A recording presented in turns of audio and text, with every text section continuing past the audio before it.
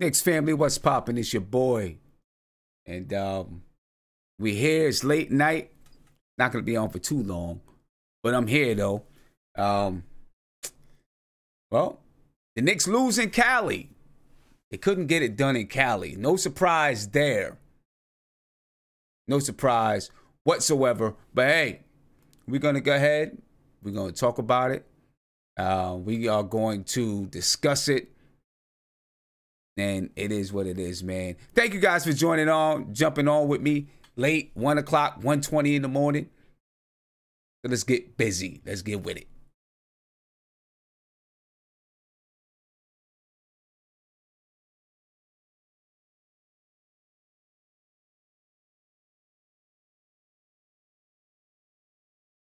All right, Knicks family, here we go.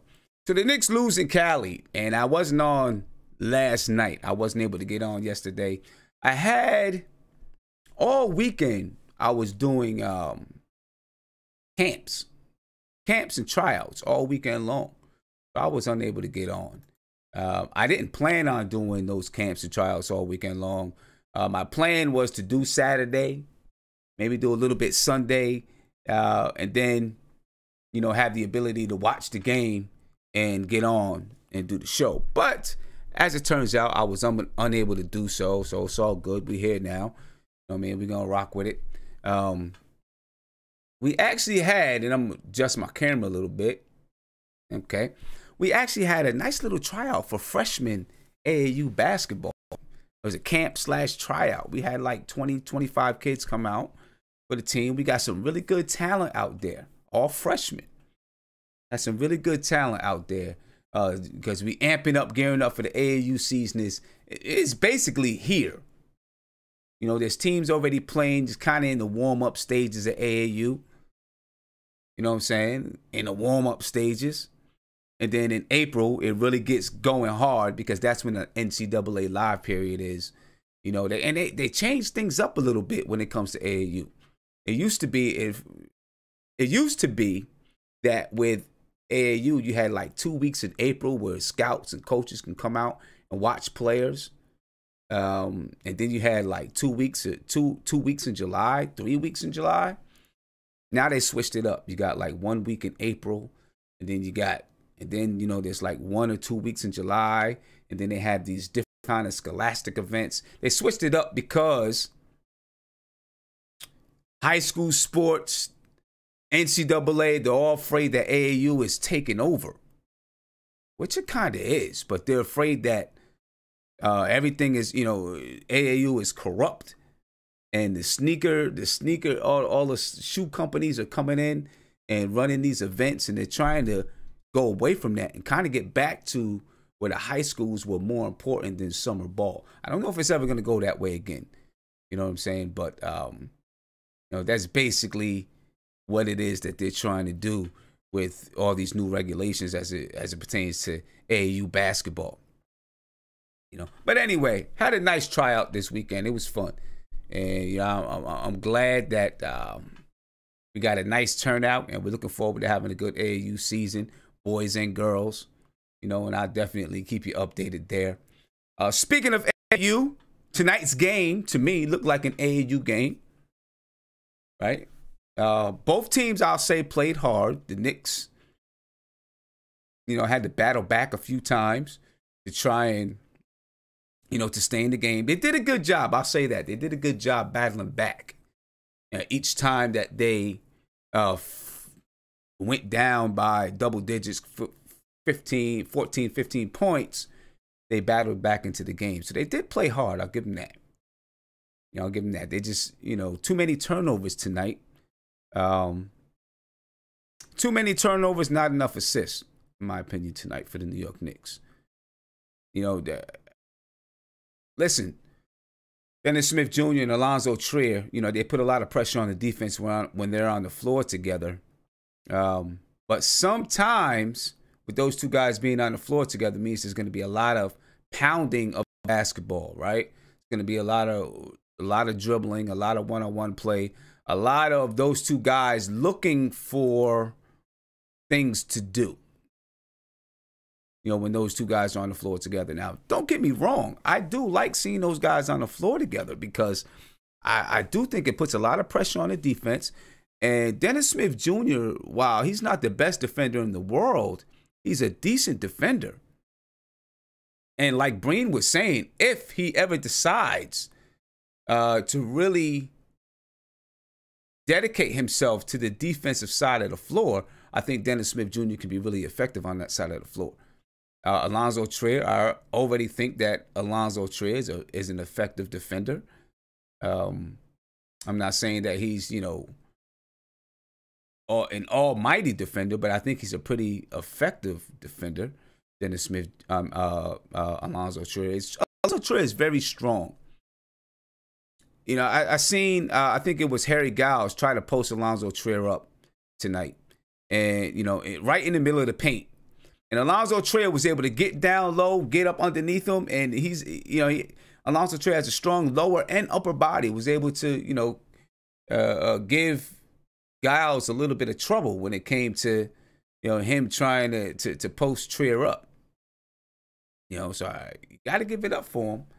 I do think that Trier is a decent defender, partly because he's so big and strong.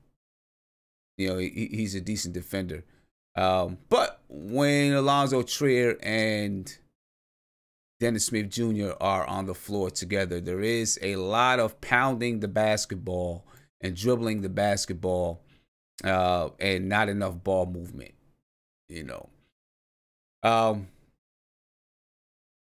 But they're young guys, and, let's just hope that can change sometime in the near future, because I believe that both guys are going to be on the team going forward.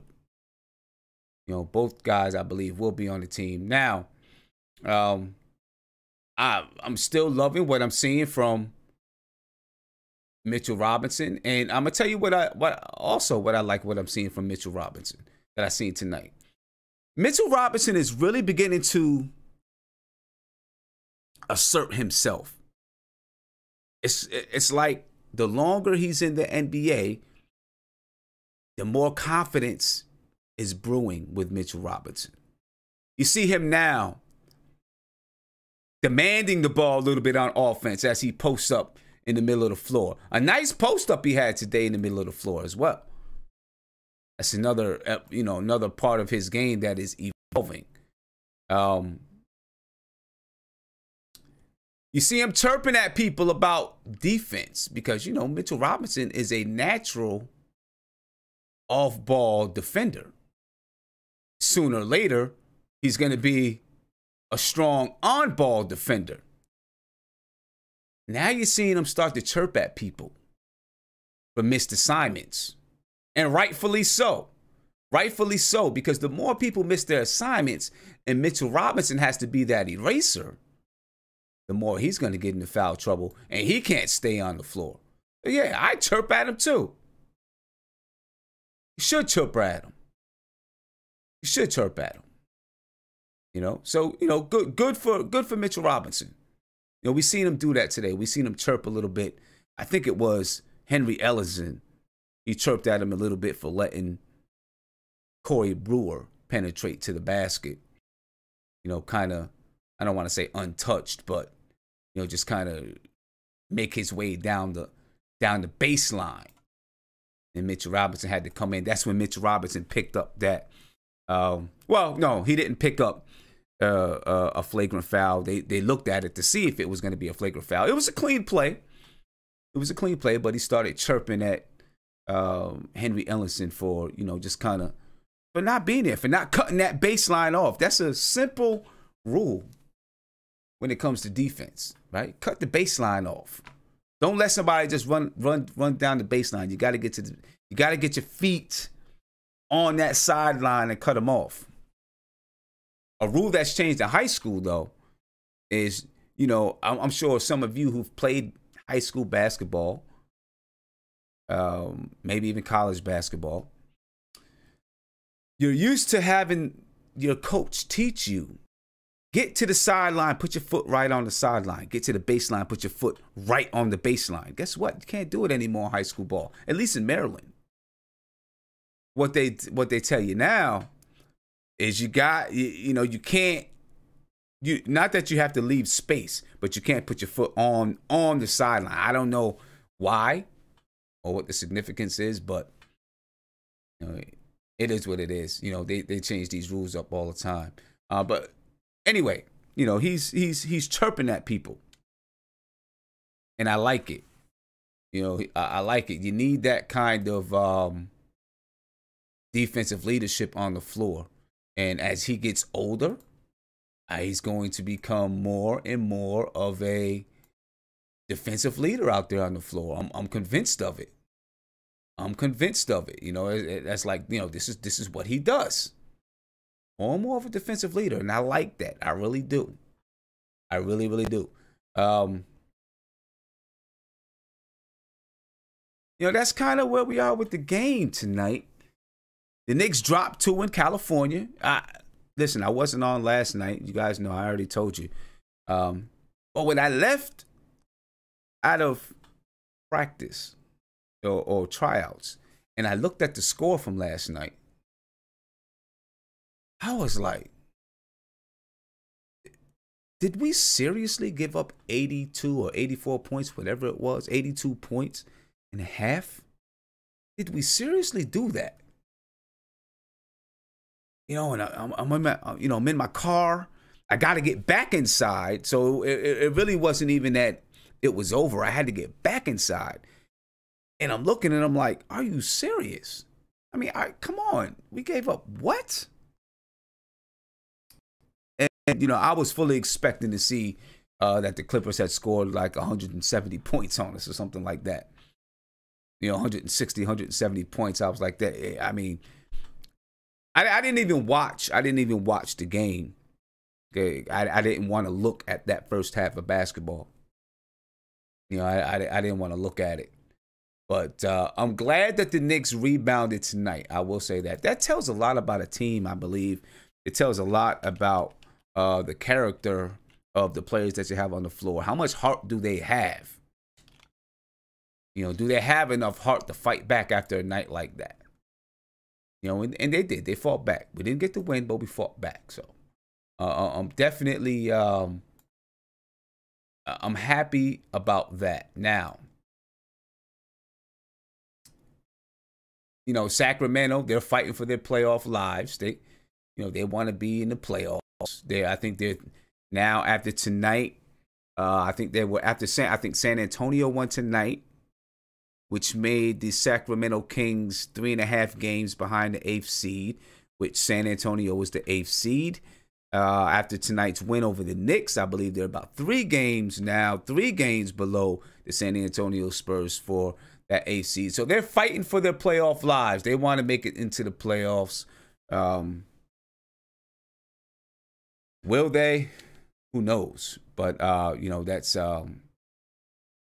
it's good for the Knicks to play against teams that are fighting for the playoffs and to see if we're able, just see how we can compete against them. And I think that's a good thing, very good thing for the Knicks to be fighting for, not fighting for the playoffs, but battling against teams that are already in the playoffs. Let's take a look at the box scores, ladies and gentlemen. We're going to take a look at some of the box scores and talk about what we've seen. I mean, look, when you really do look at it, the Knicks did not have a horrible game. It wasn't a horrible game. It was a sloppy game altogether, I think, from both teams. Kind of sloppy. The Knicks had 17 turnovers tonight. Kind of a sloppy game. A lot of passes from both teams, that resulted in turnovers that were, just basically unforced turnovers. And I'm going to tell you what, that is my worst kind of, I hate unforced turnovers. I can't take it. You guys know that I coach. And when my team, when we start throwing the ball all over the place, I lose it. when we're just, we come down and we throw some crazy pass and it goes someplace and I mean, I lose. I've been known to break a clipboard or two. Not that I'm proud of that, but I've been known to break a clipboard or two because my team is just, playing sorry, So the Knicks lose in Cali. They lose 2 games in Cali. Let's do a quick recap of these games tonight. We're gonna, take a look at the matchup and all that good stuff that we do with Nothing But Knicks. All right, take a look at these things. The Knicks tonight, ladies and gentlemen. The first quarter. You know what? The Knicks started off the first quarter kind of went. They started off the first quarter. Okay. And then, kind of went away, kind of got away from us a little bit. We lost the first quarter 34-25. All right. Second quarter, we try to get it back. We try to muster it back up. And I always notice that the game really does change when Mitch Robinson gets in. It really does. When Mitch Robinson gets into the game, his defense, his ability to affect shots, his ability to, even if he gets beat off the dribble, which, he's not on guards too much, but even if he gets beat, his ability to recover because he's so long, right? And something I think I heard Mike Breen talking about it a couple games ago. His feet are small. Or maybe I read it somewhere. I don't know. His feet are small. Which some believe allows him to be able to cover those smaller guards on the perimeter because he has small feet. So it allows him to be able to cover some of those smaller guards. But anyway, when Mitchell Robinson gets into the game, game changes. The game changes. I want to see a little bit more of Dennis Smith Jr. and Mitchell Robinson together on the floor to see what they can do offensively. Right now, with Mitch Robinson coming off the bench, Emmanuel Mudiay coming off the bench, we see a lot of Emmanuel Mudiay and Mitchell Robinson together. Trier, Emmanuel Mudiay, Trier, Mitchell Robinson. Sometimes we see Dennis Smith Jr. and Trier, but I want to see more of. I'm interested to see the amount of minutes that they play together. I'm going to check that out, see the amount of minutes that they play together, and see what kind of production they have together, Dennis Smith Jr. and Mitchell Robinson. I'm just interested to see that dynamic together. Anyway, the Knicks won the second quarter 26-21.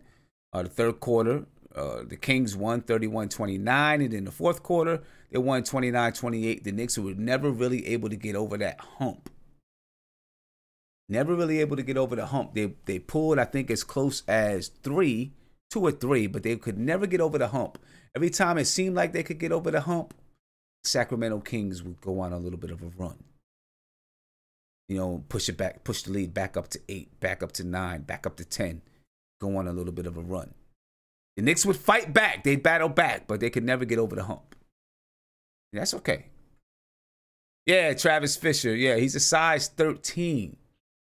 I mean, I'm 5'10 and a half. The doctor told me I can say 5'11, right? Because that half an inch rounds up to 5'11. So, I'll take it. I'll take 5'11. But I wear a size 10 and a half. This man is 7 foot and wears a size 13. Maybe he's still growing. You know what I'm saying? Maybe he's still growing. And he'll get into, usually those big guys wear a size 20, 21 or something crazy like that. But I don't know. Maybe it's going to be good for him. Maybe, my only question is going to be if you look at him run, sometimes it's a little bit clumsy, right? It looks a little bit clumsy. He's young, so he probably doesn't have control of all of his limbs yet because he's so young. But I wonder as he gets stronger and he has better control of his body, while it may help him guarding, playing defense on guards on the perimeter, is it going to throw off the balance of his body, right? Because, I mean, the reason why your feet grow to be that size, if you're 7 foot, is so that your body can be well proportioned, right? And you can walk correctly, you can run correctly, and those type of things. If his feet stay small, just imagine if you had half a foot, right? How well would you be able to run if you had half of a foot, or both of your feet was just, you had half a feet, right? How would you be able to run? It'd be hard. So I just wonder if, as he gets stronger and his body grows, is he going to have enough balance? When it comes to, I guess we'll see. I mean, he seems to be, well, I don't know if he has balance right now. You know what I mean? I don't know if he has that much balance. He's very athletic, but, we'll see. I guess we'll see. Anyway, let's finish looking at the matchup of the game. I do see a call. I'm going to get to some calls in a little bit. The Knicks' biggest lead was 4. The Sacramento Kings' biggest lead was 14. 5 lead changes. The longest run was 9 points, and they were tied once. The Knicks shot 45.9% from the field. They're shooting better from the field. Maybe it's because they're getting more penetration to the basket. From 3, the Knicks shot 41.4%. Miserable from the free throw line. We've got to get better from the stripe. We missed 10 free throws tonight. Right? We lost this game by 7 points. We missed 10 free throws. 18 for 28. Allonzo Trier upset with himself for missing free throws. The Sacramento Kings, they were 78.8% from the stripe. 26 for 33. They shot 37.9% from 3, 47% from the field. Now, this is a team. Now look at this. This is a team that they're the second fastest team as far as pace is concerned in the NBA. But they only shot 83 times tonight. The Knicks shot 85 times tonight. But they do get that ball up the floor quick. And they find good shots, which is what, that's kind of the way that I define pace. I don't define pace with how many shots you get up. I define pace with the speed at which you can find a good shot. The Knicks won the boards tonight, 48-43. Only 17 assists for the Knicks, while the Kings had 28 assists. The Knicks had 8 steals, 5 blocks, and 17 turnovers. Sacramento Kings, 11 steals, 3 blocks, and only 13 turnovers on tonight. You look at the assist to turnover ratio for both teams, and you can see why the Knicks lost this one. Sacramento Kings 28 assists, 13 turnovers. The Knicks 17 assists, only 17 assists, and 17 turnovers. You can see why the Knicks lost this game. Check out the box scores. We look at the New York Knicks side. Kevin Knox. While he played well, he didn't play in the fourth quarter. I think because Coach David Fizdale isn't happy with his level of aggression, his level of intensity on the floor. You see Emmanuel Mudiay scream and holler at him to come to the ball. That's something that when you're teaching young kids play basketball, that really is something that you've got to emphasize a lot with young players, is to come to the basketball. So many of them stand there and wait for the basketball to come to them, right? Instead of going to go get the basketball. You see the Emmanuel Mudiay holler at Knox about it tonight. Although Knox was 4 for 6 from the field, 66.7%. He was 1 for 1 from the 3 rebounds tonight for Kevin Knox. Noah Vonleh had a throwback, a New York Knicks throwback game tonight. Noah Vonleh, 9 points, 13 rebounds. Luke Cornett got clobbered with an elbow by Harry Giles. And, I didn't like that. And he knew that he was going to get ejected. Giles, however you say. He knew he was going to get ejected. You see the way he sat down, started putting the shirt and stuff on. Dirty play, whatever. Luke Cornett, 7 points, 3 rebounds. Damian Dotson had 11 points, 4 rebounds tonight. Dennis Smith Jr. played well, 18 points, shot 47% from the field, 3 rebounds, 5 assists. And you can see that he was juiced. He was juiced to play De'Aaron Fox. He was juiced up to play him. He was juiced up to play him. Henry Ellenson, he had 6 points, 5 rebounds. Mitchell Robinson, 4 points. Fouled out tonight, Mitchell Robinson did. Played 18 minutes, 4.7 rebounds, and 2 blocks. Emmanuel Mudiay had 8 points. It was definitely an off night for Emmanuel Mudiay. At 8 points, 5 assists, 3 turnovers. Lance Thomas played 15 minutes, had 5 points. Allonzo Trier, and we're going to talk about Allonzo Trier a little bit. Allonzo Trier is coming back. He's back right now. 29 points, 8 rebounds. He's looking good, looking powerful, he's looking strong. Shout out to Allonzo Trier. You want to call in, give me a call, man. 516-405-2246. And, we can talk a little bit. Hey, I'm not on super duper long tonight. It is 1 o'clock. 1 o'clock in the morning here on the East Coast. Oh, I'm sorry, almost 2 o'clock in the morning here on the East Coast. It's 1:46. Those on the West Coast, you guys chilling. It's only like 11:46 or 10:46 for you guys on the West Coast. For us over here on the East, it's early in the morning. People got to get up for work in 3 hours, 4 hours, But it's all good though. It's definitely it's all good. Let's take a look at the Sacramento side real quick before we move on. While I'm waiting for a phone call to come in. My man who was just calling, I didn't get a chance to get to you, but go ahead and call in again. Bogdanovich had 11 points, 1 rebound. Harrison Barnes, his best game as a Sacramento King, had 22 points, 10 rebounds.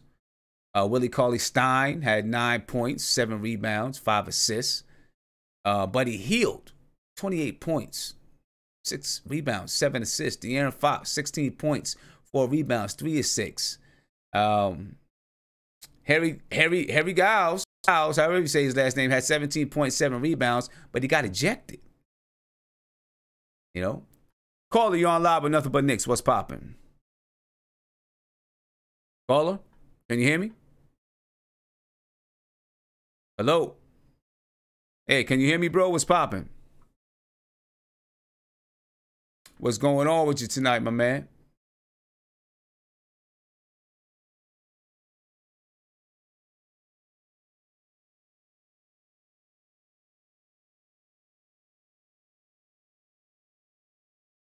Rand, what's popping with you, Rand? And give me 1 second, give me 1 second, Rand. Let me make an adjustment before you keep going, because I'm not sure your line is coming through to everybody. So let me try to make a quick adjustment. All right. And while we're waiting for this adjustment, ladies and gentlemen, I appreciate I appreciate you guys' patience, and I appreciate you guys staying up with me. 1:45 in the morning, and it's always a great thing for you all to stay up and hang out with a brother, man. Always grateful for it. Definitely always grateful for it. Let me see. My man, go ahead and speak again. Let me see if it's coming through. Hello? Yeah, go ahead. Yeah, like like I've been saying from the young dudes on the Knicks, man. I mean, at first when the whole talk about, making that trade for AD, I was with it, but seeing the way these young cats is playing and Trish, like he's starting to get his game back, I don't know about that, man. You know what I mean? Yeah, Trier is definitely getting his game back hopefully it stays. But you know what? As a young, he's a young dude. Hey, could you do me a favor? Could you turn that down in the back? Because we're getting a little bit. Yeah, so, I'm definitely, what I'm saying, not in favor of them trying to get AD, but I still think they should still try to make some move, you know what I'm saying, that can help them where they ain't got to get rid of, a whole starting five. You said you want to make a move that can get rid of the whole starting five. Yeah, yo, I wish I could talk to you a little bit more though, man, but it's getting kind of late. I gotta be up in the morning, man, so yo. I feel you. Like I said again, man, like the show. You know what I'm saying? I'll call in, in the near future. I appreciate you, my man. Next game, definitely call back in. No doubt. Take it easy. I appreciate you for staying up with me and calling in, bro. Have a good one. Thanks. All right, peace. All right. Yeah, okay. I had to make a little adjustment so y'all could hear it. Again, people jumping back and want to talk about AD. I'm not gonna go too deep into Anthony Davis tonight. Not gonna go too deep into it, but I get what homie is saying. You know what I mean? When you start seeing these young guys play and start to really get comfortable with the NBA, the way we're seeing the way that right now we're seeing Mitchell Robinson play, Allonzo Trier starting to come back and play. It makes you want to, I get it. It makes you want to say, man, let's see what these guys can do. But I mean, well, you guys know my stance on it. You know what I'm saying? I'm not trying to give up the farm. I'm not trying to give up the farm. I want to see these young guys play, grow, become a team. It's going to take a while, but I want to see it happen. But with the situation that the Knicks are in right now, and everything that went down with KP and all that kind of stuff, I don't know if it really puts pressure on Scott Perry and Steve Mills the way some people say that it puts pressure. I'm not sure if it really puts that kind of pressure on them. I think that they put themselves in the right situation. Given the situation, they did right and they did good and they're in a good spot. And we'll see how they move from here. Either way, I'm not going to be disappointed like some people will be. I'm not. If they strike out in free agency, then they just strike out and we continue to rebuild. We got money, we got room, we got flexibility. I'll just say that. Let's talk about Allonzo Trier a little bit, man. Allonzo Trier right now, he's averaging 10.6 points per game, 3 rebounds, 1.9 assists, shooting 46% from the field, 40% from 3 as a rookie. Those are really good numbers as a rookie. Really good numbers as a rookie. Allonzo Trier, and I think this is the first time, I think they said on the telecast tonight. This is the first time since Patrick Ewing and Gerald Wilkins, I think it was, that 2 rookies for the Knicks averaged 10 points per game. And excuse me for the countdown. Sometimes things happen. The first time since Patrick Ewing and Gerald Wilkins that you had 2 rookies on the Knicks average 10 points per game. Listen, that right there is, I mean, that tells you, I mean, and I know that the Knicks, we've only won what? 13 games or whatever it is. But it lets you know that we got some talent. And that, we got Mitchell Robinson in the second round. Allonzo Trier was undrafted. We have some things working. We have things happening. And I'd hate to, just give it all up. I'd hate to sell out. That's what I'm trying to say. I don't want to sell it out. You know what I mean? I don't want to sell it out. But Trier is back, ladies and gentlemen. Trier's been doing his thing. I'm going to get to this phone call. Then we're going to talk about Trier. As a matter of fact, I want this caller to talk about Trier. All right, caller, you on live with Nothing But Knicks. What's popping, man? Trier's back. How you feel about it? Oh, me? Oh, wow. Yes, sir. You're on live, brother. Okay, this is Bell from Brooklyn. What's going on with you, my man? I think Trier is just amazing. Yeah. Did you see? You see the spin? He put. He caught the ball on the break. He spun around the dude, and then he came in with a mean dunk. Yeah, it was nice. That part I missed. Oh, you missed that one. Part. I have to fight for that one.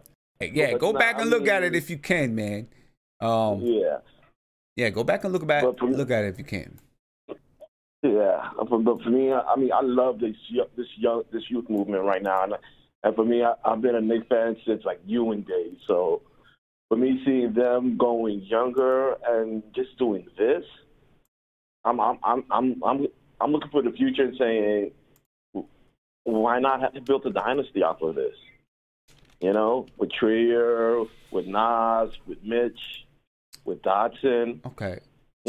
We could do something if we just be smart enough and not be doing wild trades or wild things. Just add through like this year, next year. If we do get Kevin, it will be great. We get Kevin, and then we add another person. It will be great. We don't need to go through this sort of thing where you see like Cleveland, where they sold the farm to have LeBron James, Love, and thinking they had like these parts they're good but not great enough to like uplift them to another level. Where I think with what we have is like we got some good young people to uplift us. Okay, so let me ask you this. Yeah. Right? Would you give up the farm if you were guaranteed one championship? You're guaranteed one championship. Would you give up the farm if you're guaranteed one championship? No, I wouldn't. I'd rather build a dynasty than give up the farm. But one championship. Okay, but let's say that dynasty is not guaranteed. The championship is guaranteed. Now, of course, we're speaking of hypotheticals right now, right? The championship is guaranteed, but the dynasty is not. What do you do? I don't know. That's a good question. I would like one, but I see people who win one, and it always feels like a little bit like it's good for a moment, then it just fades away after that. And you see you see other teams where it's like a dynasty lasts forever. So it's very hard for me to say that. It's very hard. Yeah, I would love to win one, but I don't want to see a dynasty, especially if this is the Mecca of basketball for New York. Definitely, I would love to see a dynasty in New York. Okay. Now I'm looking at the video chat. A lot of people in the video chat say yes, they definitely would. If selling the farm guarantees them one championship, they definitely would do it. Yeah, I hear you. I hear you, my man. You got me. It's a good question. That's a good question. I would love to do that, to be truly honest with you. But it's like for me, is that do I have to wait another, let's say, 20 more years for another championship? Yeah, I mean, you know what I mean? I understand what you're saying. I hear you. That's that's what makes now the thing is neither one of them are guaranteed, right? That's what makes it so very tough. Neither one of them are guaranteed. Right? Yeah. A dynasty's not guaranteed. A championship isn't guaranteed. That's what makes it so tough. Yeah. That really makes it tough. Yeah. But I agree. That's a hard question. I would win it. It's just for me. I can't wait for if I win one. I'm just not that person that want to say I want to wait another 10 years for the championship. Nah, I would rather win it again the next year. So that's why I'm saying that. I feel you. I still would rather go for a dynasty. Okay. All right. Nothing wrong with that, bro. Nothing wrong with that. Nothing wrong with that. I hear you. Yeah, I hear you, man. You from New York? You from the East Coast? Brooklyn, baby. Brooklyn, Okay, born and no raised. doubt. All right. Well, yo, man, it's 2:00 in the morning. I appreciate you staying up with me. Nah, I have to stay up because I'm literally at work at this moment. Okay. No doubt. So, Well, I appreciate you jumping on, my man. All right. Appreciate it. Thank you. Thank you, Sam. Appreciate Have you. a Have a good good one. one. And I want to send my love to the chat, man. I love the chat, to be truly honest with you. So have a good night. All right, you too, my man. All right. Peace. Yeah, that's a question. That's a tough one. That really is a tough one. Would you, if you're guaranteed a championship, would you sell out the farm right now? I think a lot of people would. I'm not gonna lie. I think I probably would. If I know I have it guaranteed, it is straight up guaranteed, I might do it. As much as I don't want to, I might do it. I'm not going to lie to you, my friends. I might do it. Allonzo Trier. Let's finish talking about Allonzo Trier. Allonzo Trier is definitely back. Let's see. Since February 13th, Allonzo Trier. On February 13th, versus the Philadelphia 76ers, Allonzo Trier had 19 points. The next night he had 6. The next night against Atlanta he had 6. He comes back against Minnesota, he has 20 points. Against the Spurs he has 9. Against Orlando 18. Against Cleveland 22. Against the Clippers last night he had 16, and tonight he had 29 points. Allonzo Trier is back on his bull-ish. You know, he had a stretch. You know, he had a couple of stretches. He's been up and down, on and off, throughout the season. And, people were kind of looking, especially once he got his contract, people were looking at him and saying, oh, Allonzo Trier is, he got his contract. Now he's going soft. Now he's this. Now he's that. We forget that he, suffered a little bit of an injury. But he's playing well again. Last 3 games, like I said, 18 points, 5 rebounds, 22 points, 4 rebounds. Last night against the Clippers, 16 points, 4 assists. Tonight, 29 points, 8 rebounds. Allonzo Trier is he's hot again. He's hot again. So my question to you, and ladies and gentlemen, if you haven't subscribed to the channel, please hit that subscribe button. Give me a thumbs up. Ring that notification bell. Get a notification anytime that I go live. Right?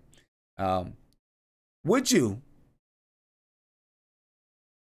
keep the lineups the way that they are right now? Because right now we're starting Dennis Smith Jr. You got Damian Dotson in the lineup. Kevin Knox. Sometimes it's Noah Vonleh. Sometimes it's Luke Cornett. You got Lance Thomas. Would you keep Damian Dotson as the starting shooting guard, or would you move Allonzo Trier if Allonzo Trier continues to play? Now, we only got 20 games left or whatever it is. What would you do? If it were me, I would keep Damian Dotson in that starting lineup. Even though Allonzo Trier is playing really well, I would keep Damian Dotson in the starting lineup. You know why? I feel like with Dennis Smith and Allonzo Trier on the floor together, there's a little bit too much ball pounding. Both of those guys are ball dominant players. Dennis Smith Jr., he's more of a point guard, of course. Allonzo Trier really isn't a point guard. Dennis Smith Jr. does look to get the offense moving a little bit more. Allonzo Trier gets the ball, and he's looking for his. Okay, he's looking for his.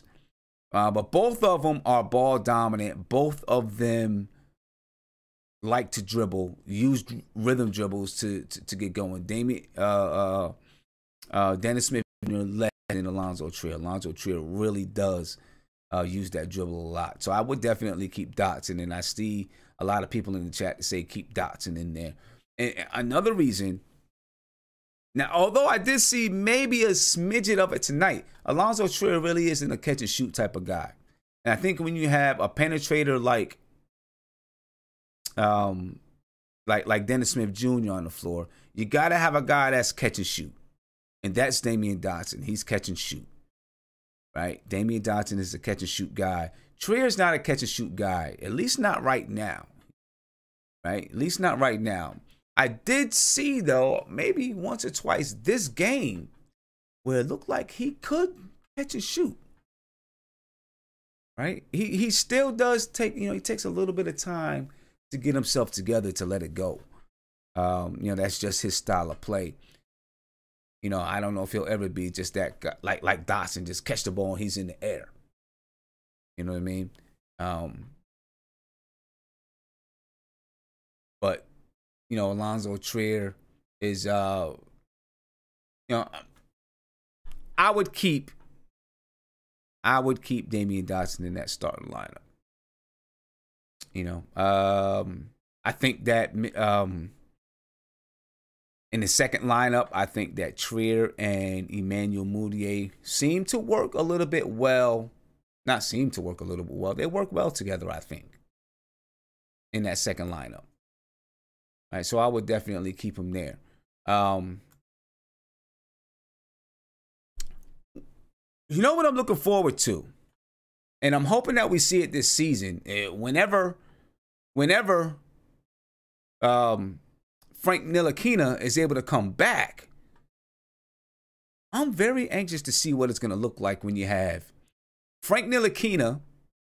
And as much as people are going to say that his defense has declined or taken a step back, he is still a very good defender. Maybe our best defensive guard on the team.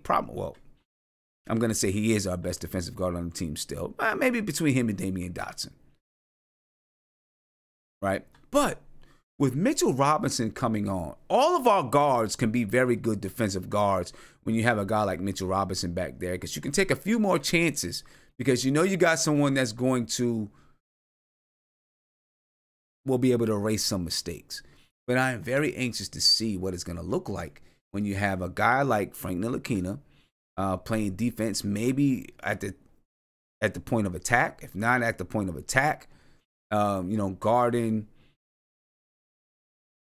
some of your, better guards on the floor. And then you got Mitchell Robinson back there. Those two guys, Mitchell Robinson already anchors the defense. Those two guys can anchor a defense together. You know what I mean? And, have those two guys, really playing. Now, that doesn't mean that everyone else is relieved of their duties to play defense. But, you got two guys, one at the top, one at the bottom, that can really get after it defensively. Now you can really start to shape your defense. Now, Frank's been out 16 games, right? He's been out 16 games. He's not going to come right back in and just start playing. Yeah, exactly, Travis. You're scared Frank is going to be rusty. Exactly. When he comes back, he was already rusty before he left out. He was already rusty. So now when he comes back, I'll tell you what, I'm going to say this, though. When he comes back, his first 1 or 2 games, he'll probably play well. That seems to happen a lot, not just in the NBA, everywhere. I know with me, there were times when I hadn't played ball maybe a few weeks, and my first game back, for whatever reason, I was hot. Maybe just because I hadn't played, I was hot. And then after a couple of games, the rust starts to set in. But sometimes your first 2 games, you come right back and it's like, boom. Maybe it's because you haven't touched the ball in so long. You feel good getting on the floor, but, you're hot. Or you play well sometimes. And then the rust really starts to set in. I wouldn't be surprised if he came back and had a good game. Maybe he had 2 good games, and then the rust really started to set in. But when he comes back, it's gonna. when he comes back, he may not even see the floor for a while. Be honest about it. He may not even see the floor because, I mean, he hasn't been here. And, you know, you kind of got Dennis Smith Jr., you got Emmanuel Mudiay playing, right? Where do you fit him in? I don't think that he's just, well, he did it with Emmanuel Mudiay, right? He just threw him right in there. And, you know, it is what it is. Okay, I get it. He just threw him right in there. I don't know if it's going to be like that with Frank. Why could he throw Emmanuel Mudiay back in there? Probably because he's offensive. But Frank, I don't know if he's just going to throw him back in there. You know, Frank might have to sit a little while before he gets back onto the floor, which is not good because he needs to play. Frank Ntilikina needs to be on the floor playing the game.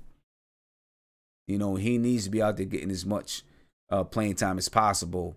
You know, those groin injuries, sometimes they're not a joke.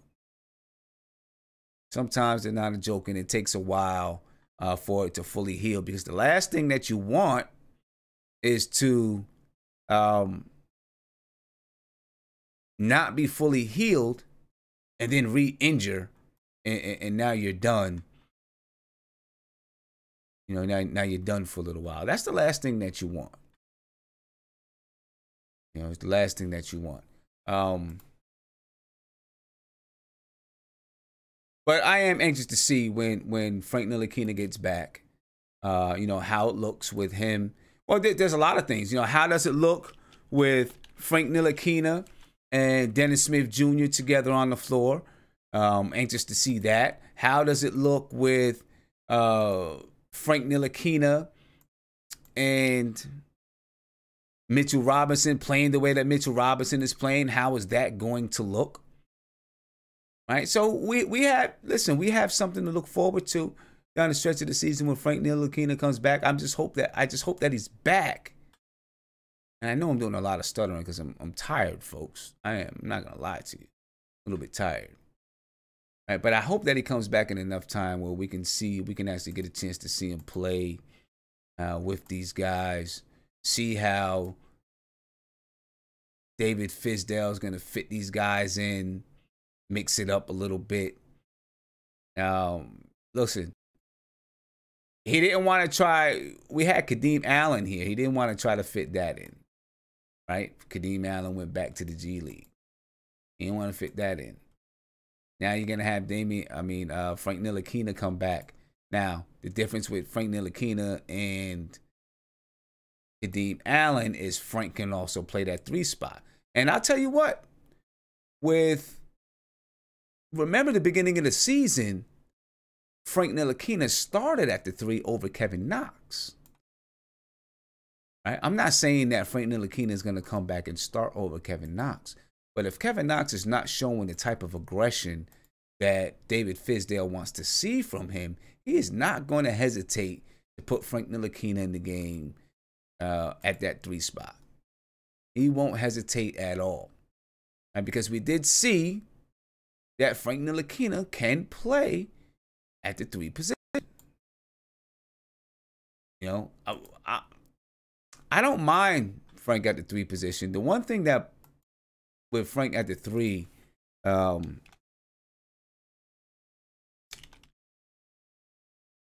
he's still small, right? 3 men in the NBA, they're not huge, but they're bigger than Frank is right now. They're bigger than Frank is right now, and you know he's just not. You know, those guys can post him up anytime. You know, guys that 3 men in the league that can post up, they can post Frank up because Frank is not that big. He's not that strong yet. Nonetheless, he can still play that 3 spot. Right. So those are some things that I'm anxious to see when Frank Ntilikina gets back. into the, gets back playing with the team. Now, he did travel. He did travel to the West Coast with the team. A lot of times if a player isn't even close to coming back, the team won't let him travel. The team will let him stay home. So maybe he's going to be a little bit closer than we think. But I'm anxious to see it. All right. Now, this is what we're going to do, ladies and gentlemen. I'm not trying to be on all night. We're going to get in and talk about the draft a little bit. All right. Now, we did a little bit. We talked a little bit about what the lineup would look with Zion Williamson if the Knicks were to draft Zion. So now, we're going to switch that up a little bit. We're going to go into and do a little bit of our prospect watch. We're going to talk about RJ Barrett. What will the Knicks look like with RJ Barrett on the squad? All right. So before we even get to that, seeing what it looks like and all that kind of stuff, let's talk a little bit about RJ Barrett. And listen, I still have I'm going to do a few. We're doing this now, but I got a couple standalone videos in store to really break down these players and get into, just get into some stats and, like a couple of 3-4 minute videos on. I'm not going to do every single player that's in the, that's a first round draft pick. We're looking at how these players would fit with the New York Knicks, right? So as I'm looking at these players, I'm probably not going to go further than the top 10. Unless there's somebody, then we'll look at the second round as well. Because the Knicks are not going to be, at least I don't think, they're going to, be drafting lower than 10. The Knicks shouldn't be drafting lower than 5 unless they do something, make some trades or some, do something crazy like that. All right. So, we're going to take a look at RJ Barrett right now and talk about this young man just a little bit. Just a little bit. We're going to talk about RJ Barrett. All right. RJ Barrett, guard / forward from Duke. All right, he can. Listen, there are a lot of people that are up and down with RJ Barrett. Right? A lot of people up and down with RJ Barrett. I know it. I seen you guys in the chat. Some people think he's a black hole, Mark. Some people think he's going to be better than Zion. There are people that think it. Nonetheless, the kid can play. And he has the, how do you want to call it? He has the mindset of a closer, of being the guy. He has that kind of a mindset. Look, if the Knicks end up with the number 2 draft pick in the NBA, or in the NBA draft, there's no doubt on my mind that they'll probably take RJ Barrett. That's my opinion. I think they'll take Barrett. RJ Barrett, let's look at it. From NBADraft.net. Plays for the Duke Blue Devils. Born 6/14/2000. His NBA position, they say he'd be a shooting guard. Maybe he could be a small forward, shooting guard. He's a freshman, 6'6", 210 pounds. He's from Canada. Some people don't like that he's from Canada. Mark doesn't like that he's from Canada. Thinks that guys in Canada is going to be a little bit soft. Right? Not sure I fully agree with him. NBA comparison by NBADraft.net is Michael Redd. Okay. Look, Athleticism, they give him an 8. It's NBADraft.net, folks. They gave him an 8 for athleticism, 8 for size, 8 for defense, 8 for strength, a 9 for quickness, 8 for leadership. He's basically got 8 and 9s all the way across the board. Now, here's something that's a little bit funny. And well, let me finish going through it. Jump shot. Okay, he's got a 7 for his jump shot. NBA readies, 8. Ball handling, 8. Potential, 9. Passing, 8. Intangibles, 9. Overall, his score is a 98. Now, if you remember the other day, we did Zion, right? And when we did Zion, he had a few more 7s than RJ Barrett. I think he maybe had 2 7s. His overall score was still 100. I guess because maybe some of the attributes probably scored way above 10. But for purposes of this here, they could only give him a 10 or whatever it was. But anyway, his score was 100. RJ Barrett's is 98. It's not bad. It's not bad at all. Not bad at all.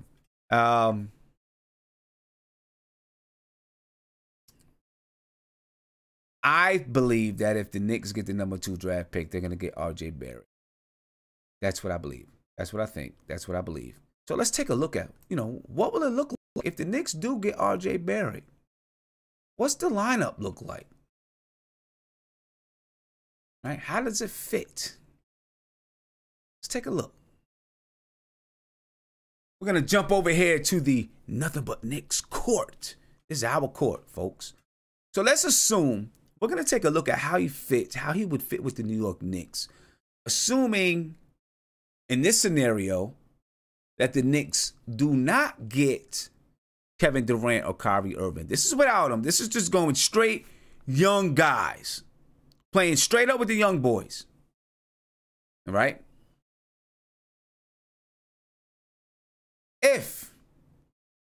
So now, got our blank court here. Let's pull our players out. First of all, we got Dennis Smith Jr. at the point guard spot. Now remember, this is, we're not talking about Kyrie. We're not talking about KD. We're going to get to that a bit later. Okay. You draft RJ Barrett. Again, at these wing spots, you're getting clamped. Once again, you're getting clamped. Right? Now it's like, okay, who do we play and who do we put where? Because we'll be deep at that wing spot. And in my opinion, if that were to happen, there'd be some moves over the summer, I believe. Because you're still going to be at that point. Even if you don't get other players, you're still going to be at, you don't get anyone in the draft.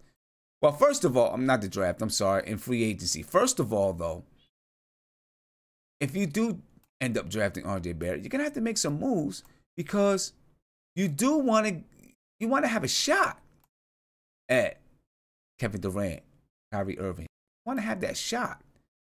So now you got to make some moves so that they can see where they fit and how the team fits together. So you may be looking to make some moves, or there would be moves in the wings waiting to happen or something, right? There'd be some negotiations taking place or something happening because you got to make your roster look legitimate to these guys if this is what you're trying to do. But anyway,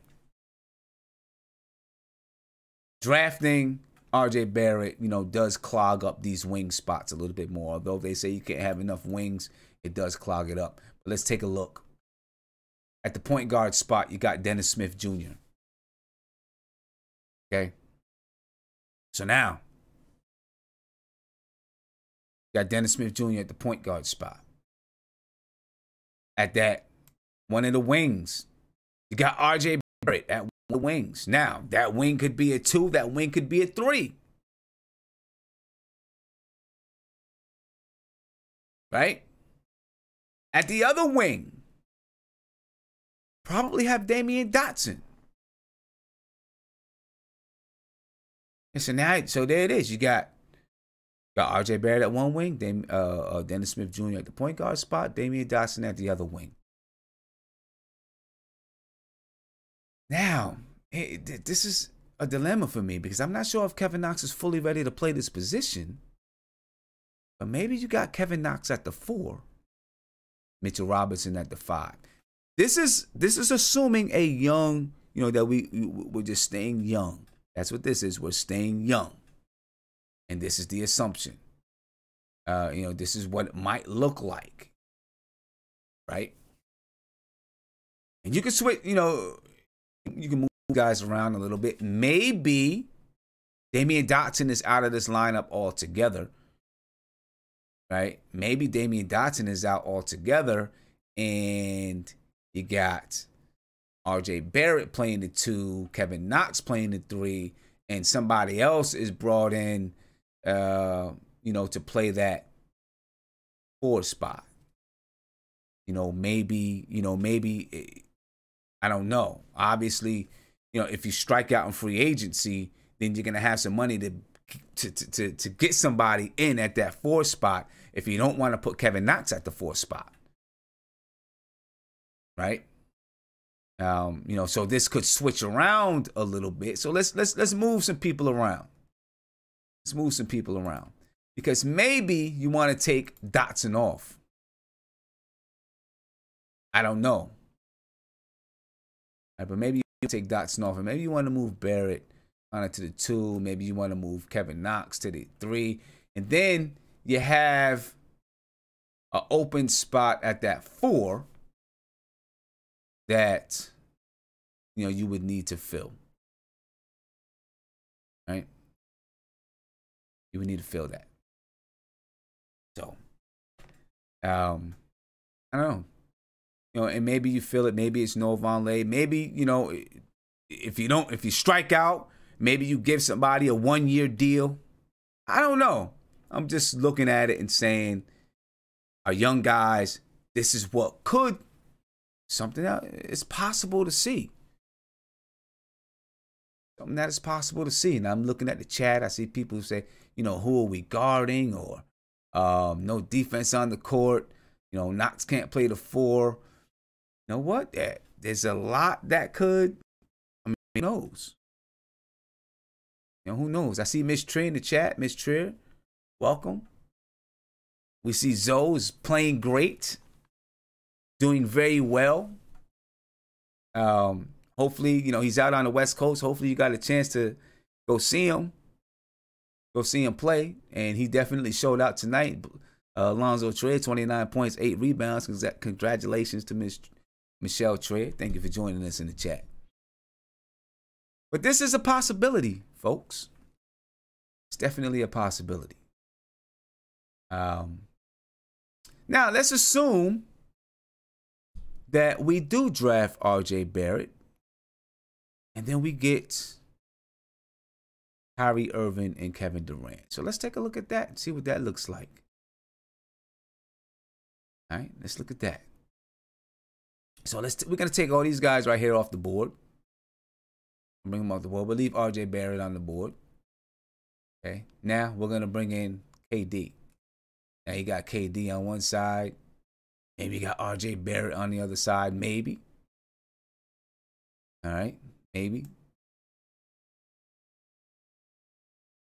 Then, at your point guard spot, you got Kyrie. And you got Kyrie. Now, if you get Kyrie and you got KD, DeAndre Jordan is going to be on your team. DeAndre Jordan might be on the team anyway. But I'm going to assume that if the Knicks don't get Kyrie and KD, DeAndre Jordan is not. Now you got DeAndre Jordan on the team. Now it's still, what do we do at that 4 spot? Right? And this, if we don't get the number 1 pick, this could be an issue either way we go, right? Because we traded KP, right? We traded Kristaps Porzingis, who would have played the stretch 4 for us, all right? So let's say we have this squad right here on the floor. Who plays the 4?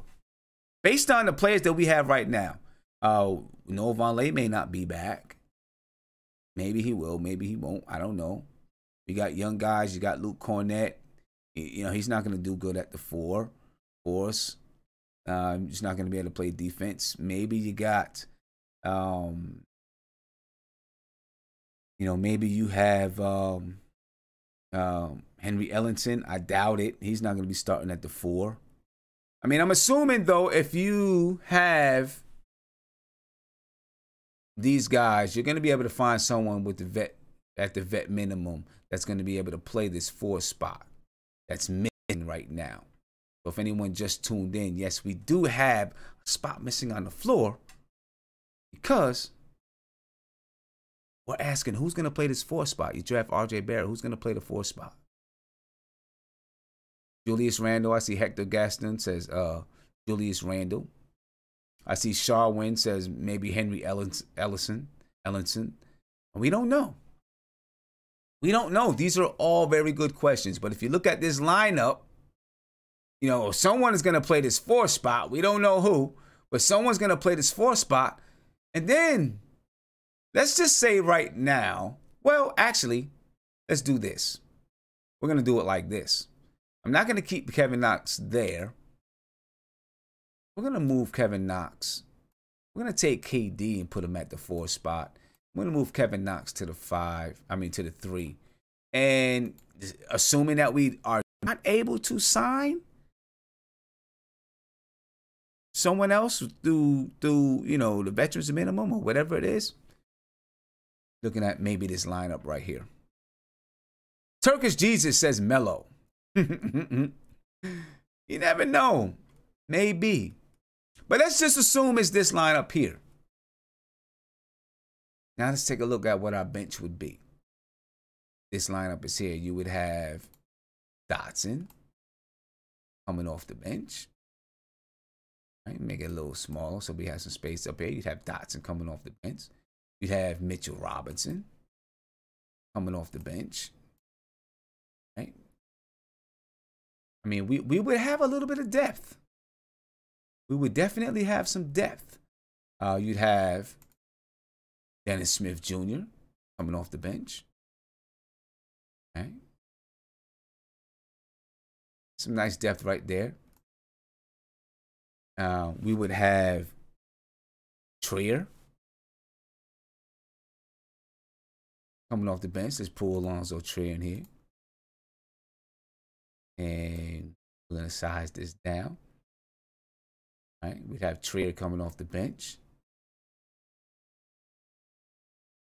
We'd have, we're gonna bring Frankie in here. All right, find Frankie. We're gonna find Frankie. Bring Frankie in here. We're gonna bring Frankie in here. Got Frankie coming off the bench. These be our bench guys. A lot of wings. Look at how many wings we have. Right? You got Barrett, Frank, you got Zoe, you got Dennis Smith, but he's gonna be playing point guard. You got Damian Dotson. We have another guard though. Let's bring in another guard. We have Moutier. All right, let's find Moutier and bring him in. Let's slide this down. So now we got another guard. We got Moutier. We bring in Barrett. Look how many wings we have now. Moutier, Moutier is a free agent. He may not be back. So I guess maybe we can take Moutier off. Looking at this, he may not be back. We could probably take Moutier off. All right, so we got 5 here. 1, 2, 3, 4, 5 off the bench. But this is not a balanced 5. Right? Dennis Smith Jr. at the 1. So let's take a look at the bench. This is what we're going to do. We're going to take off the starters. And let's see what this bench would look like. Because this is a small bench, and there is no power forward on this bench. Needless to say, we're going to be looking for some legitimate fours to play with now. You would have to find a way to maneuver your starters so that you have a legitimate four. But you're looking at this lineup here, you only have 1 4. Right? That's Kevin Durant, who can play the 3 or the 4. Kevin Knox, we're not sure he can play that 4 spot yet. But anyway, let's look at this lineup right here. Let's look at this bench. Take a look. So we're going to take Knox off. We'll take Barrett off. Take Jordan off. Take KD off. And we're going to take Kyrie off. All right? So let's slide these guys into position. Dennis Smith Jr. at the 2. At the 1. Okay, now we got Trier, we got Dotson. We got to figure out who does what. Okay, you got Mitch at the 5. You got Frank. Probably with this lineup would be at the 3. All right. Now we got to figure out who's going to be there between Dotson and Zoe. Because between Frank, Mitch, and Frank, Zoe, and Dotson, none of them can play the 4.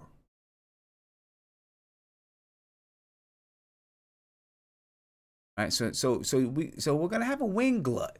We get RJ Barrett. Gonna be a glut at this shooting guard and 3-man spot. All right. So that's just taking a look at how things fit. It benefits us the most.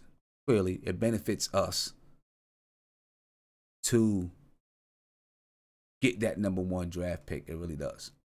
That's where it benefits us the most. To get that number 1 draft pick. Because then, like we looked at in the previous video, you're either going to, you're going to draft Zion and you're going to keep Zion and you're going to use Zion, or trade him and you're going to get Anthony Davis.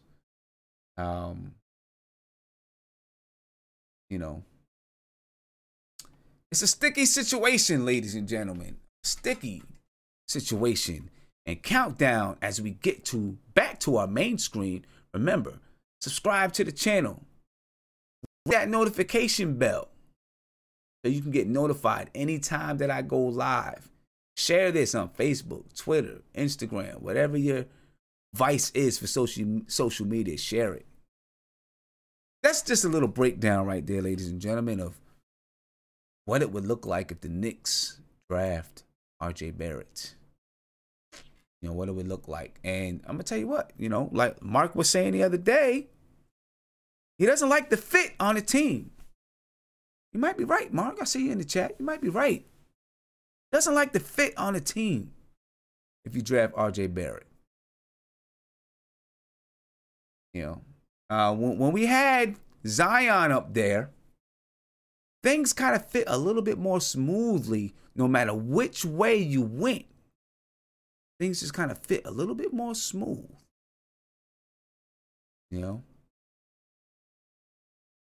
So we'll see. We'll see what happens, man. We'll see how that goes come draft time.